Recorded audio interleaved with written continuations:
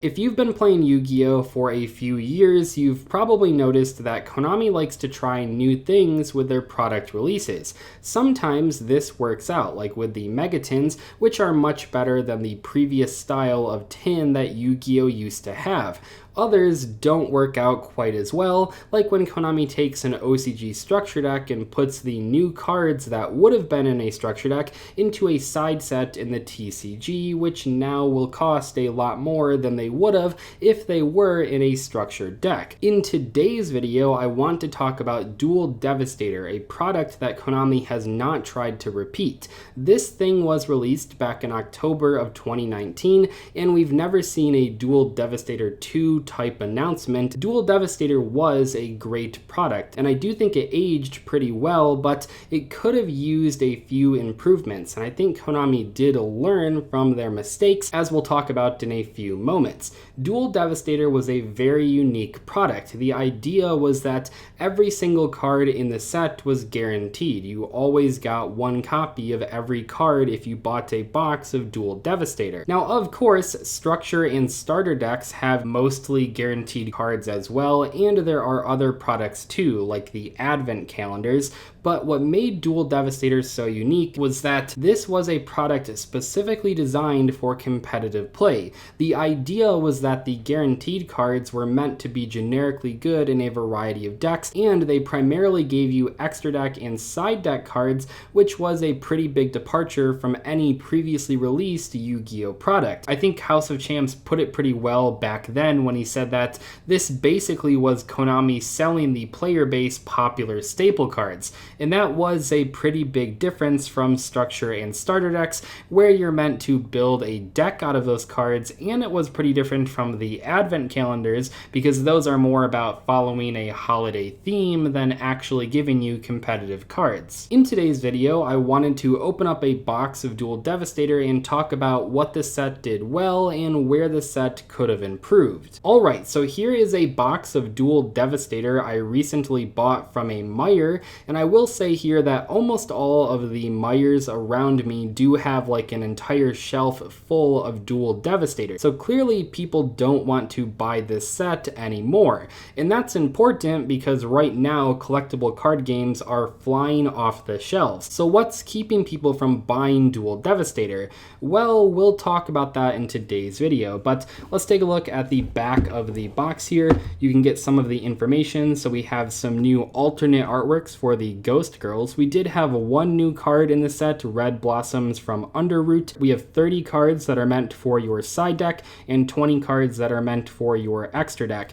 And I will say that one of the biggest complaints about this set when it was released was that it didn't include cards like Evenly Matched or Phantasme. Those cards were huge back in 2019, and while they are still fairly popular, I will say that that is one thing that was a much bigger issue back in 2019 compared to now in 2021.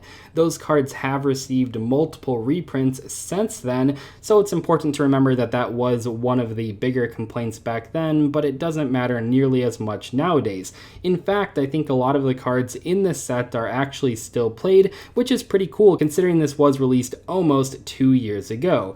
Anyway, let's open this up and see what's inside. Like I said, every single card in this set was guaranteed. The only thing that was different from Dual Devastator box to Dual Devastator box was going to be those field center cards. Now those field centers are probably the least exciting part about Dual Devastator, so that was one of the areas where I feel like Konami really could have improved. In my opinion, the main reason that people don't buy Dual Devastator anymore is that it's all guaranteed. You know exactly what you're getting. Now with structure decks, that doesn't matter as much because those are only $10 a piece, but the MSRP of Dual Devastator was $40, and that meant that you couldn't really make your money back that much. I mean, if you owned like half of the cards in here, there was no reason to buy a box of this. You might as well just go buy singles. With structure decks, you could buy 3 of them for less than the cost of one Dual Devastator box, so those ones don't really need like chase cards in them. But I feel like Konami learned from their mistake with the Speed Duel Battle City box.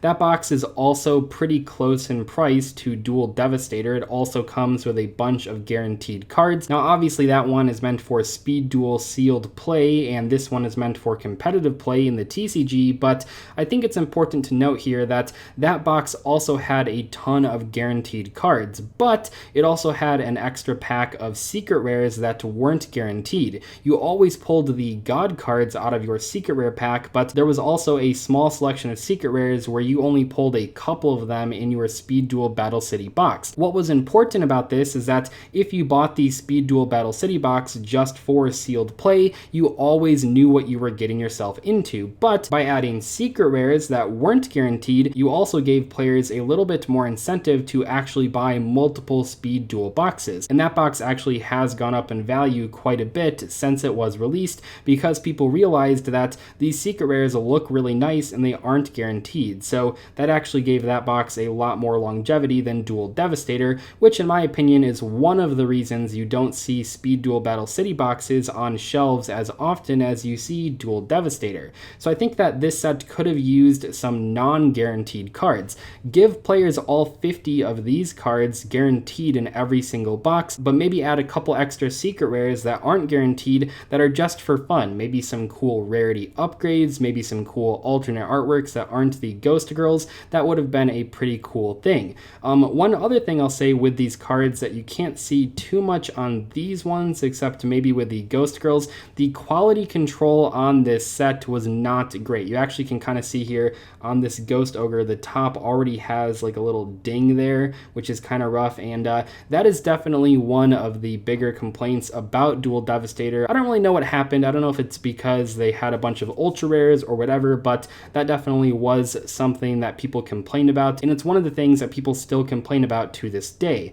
Anyway, let's go through here and take a look at what we got. So we have, of course, the 5 Ghost Girls there with all alternate artworks. This was a pretty cool idea. All of these cards, except maybe Spooky Dogwood, had seen plenty of play by this point, and this was a great place to reprint them, and they also gave us Red Blossoms from Underroot, a card that hasn't seen play, but it makes sense to be released alongside all of these cards.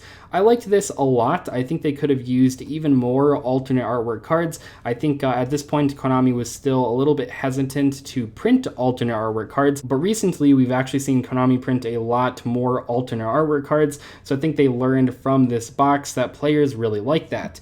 One of the other, oh my gosh, look at that one. Yes, this is what I'm talking about. The quality control here is rough. That Catastrophe, oh my gosh, are all the cards in this box like that? Oh my gosh, see that? Every single name here. I've actually never experienced this particular quality control issue. Looks like it stops around the Trishula mark, but that is pretty funny. This set had a ton of quality control problems, which really sucked because I feel like the cards in here were pretty good. Now, people did complain about the synchros being included here because at this point, who's playing Catastrophe, who's playing Bryonic, these are all kind of random. I mean, Stardust Spark Dragon's pretty cool, Trish is pretty cool, I guess Black Ghost Dragon was pretty cool, but these were kind of random cards to include, but obviously they wanted to make this set generically good for a lot of different decks, and maybe you didn't own these cards and you were playing a Synchro deck. The Xyz monsters were a little better. We did have Dweller and Castel and Tornado Dragon. Of these 4 Xyz monsters, I would say that 3 of them are still pretty good in rank 4 decks, even to this day,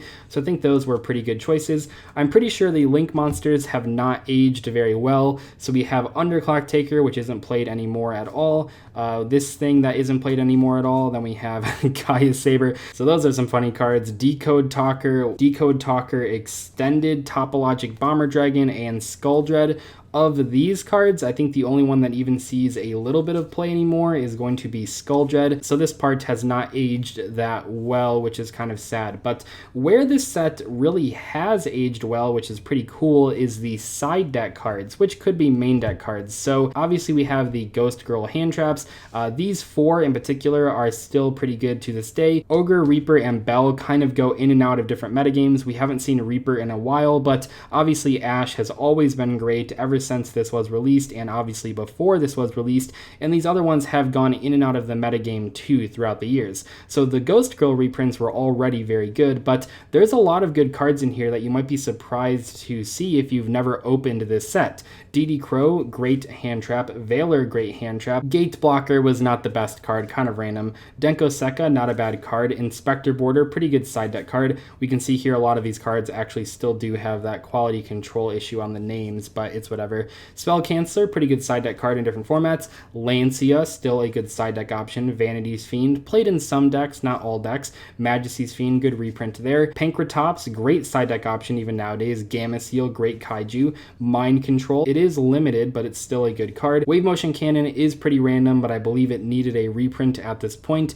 because people were starting to play it again and it hadn't been reprinted in a very long time. Super Poly, great side deck option. Book of Eclipse, okay side deck option, not really played right now, but it's a good card. Silent Graveyard, it's alright. Cosmic Cyclone, great card there. Different Dimension Ground, a fantastic card. I actually only own 2 copies of Different Dimension Ground, so I'm going to save this for my personal collection. Called by the Grave, still a great main deck option. Typhoon, pretty good card that a lot of players at my locals run to deal with Secret Village if they're playing Striker. Forbidden, whatever, this card kind of sucks, but it's whatever. Dimensional Barrier, good card there. Lost Wind, a card I recently played in my Altergeist deck. Heavy Storm Duster, pretty good side deck option in different formats. Royal Decree is a bit dated, but sure, I can see why they included it.